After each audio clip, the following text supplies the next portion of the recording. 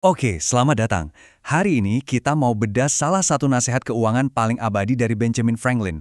Tapi, kita nggak akan bahas ini kayak lagi di kelas ekonomi yang kaku, justru sebaliknya. Kita bakal masuk ke sebuah cerita sederhana yang pernah dia sampaikan, yang ternyata di dalamnya itu ada kunci buat jadi kaya. Udah siap? Yuk kita mulai. Coba bayangin ya, ada sebuah acara lelang barang. Suasananya tuh agak berat. Orang-orang di sana nggak cuma datang buat nawar barang, tapi juga buat ngeluh bareng-bareng. Mereka pusing soal ekonomi, pajak yang makin tinggi, dan masa depan yang nggak pasti. Sebuah pemandangan yang kalau dipikir-pikir, kok kayaknya relevan banget ya sama zaman sekarang. Nah, di tengah-tengah kerumunan yang lagi pada galau itu, ada satu orang tua yang kelihatannya bijak banget. Mereka manggilnya Bapak Abraham. Semua orang langsung nengok ke dia, dan mereka nanya satu pertanyaan yang jadi inti dari obrolan kita hari ini. Di tengah kondisi sulit kayak gini, kami harus gimana? Bapak Abraham pun akhirnya angkat bicara. Dan nasihat pertamanya, wah ini cukup bikin kaget. Dia bilang, beban kita itu bukan cuma dari pajak yang ditagih pemerintah. Ternyata ada pajak lain yang jauh lebih berat. Pajak yang tanpa sadar kita bebankan ke diri kita sendiri. Pajak tersembunyi yang pertama, dan yang paling gede, itu adalah kemalasan. Ini bukan cuma soal malas-malasan atau tidur siang ya, tapi ini soal waktu yang kebuang sia-sia, kesempatan yang kita biarin lewat gitu aja, dan potensi diri yang nggak kita gali. Kita nggak bayar pajak ini pakai uang, tapi pakai sesuatu yang jauh lebih mahal, kesempatan yang hilang. Lanjut, ada pajak yang ongkosnya lebih mahal lagi, gengsi. Keinginan buat kelihatan, wah, beli barang cuma buat pamer, hidup buat ngejar pujian orang lain.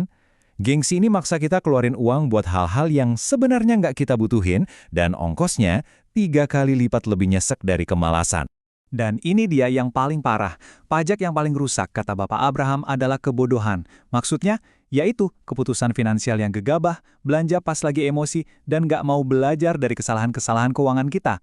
Pajak ini bebannya 4 kali lebih besar, dan ini yang bener-bener bisa bikin kita jatuh. Pajak kemalasan, gengsi, kebodohan. Kedengerannya berat banget kan? Tapi ada kabar baiknya.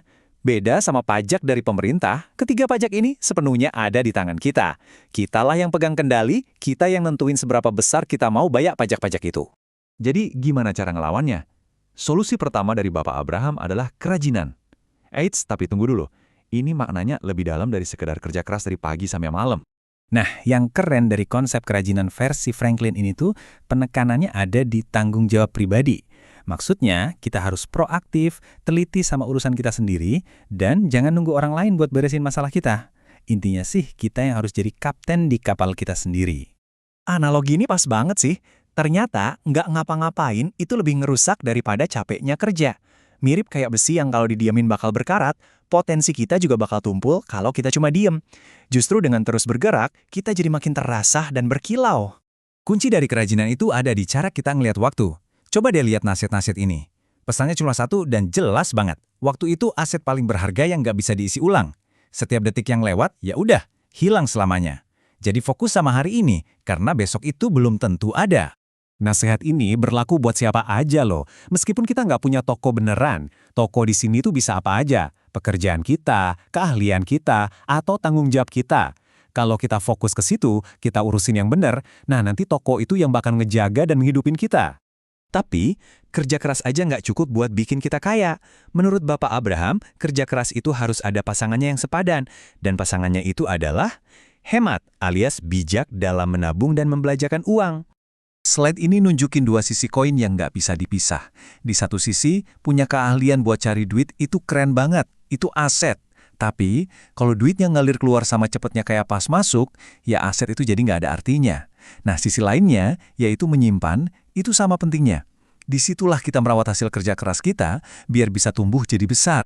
Wah, ini peringatan keras banget soal pengeluaran-pengeluaran kecil yang sering kita anggap sepele. Secangkir kopi kekinian, langganan aplikasi yang jarang dipakai, jajan-jajan iseng, kelihatannya sih nggak seberapa. Tapi kalau di total, ya bocor-bocor alus inilah yang pelan-pelan bisa nenggelemin kapal finansial kita. Ini cara mikir yang jenius banget soal barang murah atau diskon.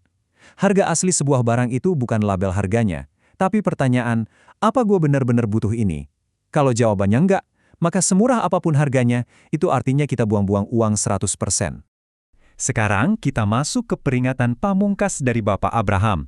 Sebuah jebakan yang bisa ngancurin semua hasil kerja keras dan hemat kita. Utang, terutama utang untuk hal-hal yang nggak penting-penting amat. Ini nih intinya, diungkapkan dengan tajam banget. Utang itu bukan cuma soal duit, tapi soal kebebasan. Saat kita berutang, pilihan kita, ketenangan pikiran kita, dan kebebasan kita itu seolah lagi kita gadain sampai semuanya lunas. Bapak Abraham bahkan ngejelasin gimana utang itu bisa ngerusak kita, bukan cuma finansial, tapi juga mental dan moral kita. Dimulai dari ngutang buat gaya hidup, terus mulai ngerasa malu, takut ketemu yang nagih, habis itu kita jadi pinter cari alasan ngeles, dan akhirnya kita jadi terbiasa bohong. Ini benar-benar lingkaran setan yang bahaya banget. Nah, setelah dapat ceramah yang dalam dan kuat banget ini, gimana coba reaksi orang-orang di sana? Apa mereka langsung insaf dan pulang dengan pencerahan baru? Yuk, kita lihat akhir dari ceritanya. Awalnya sih kelihatannya positif banget. Semua orang manggut-manggut. Mereka mengakui kebenaran dari kata-kata Bapak Abraham. Nasihatnya kedengaran sangat logis, sangat bijak, dan sangat benar.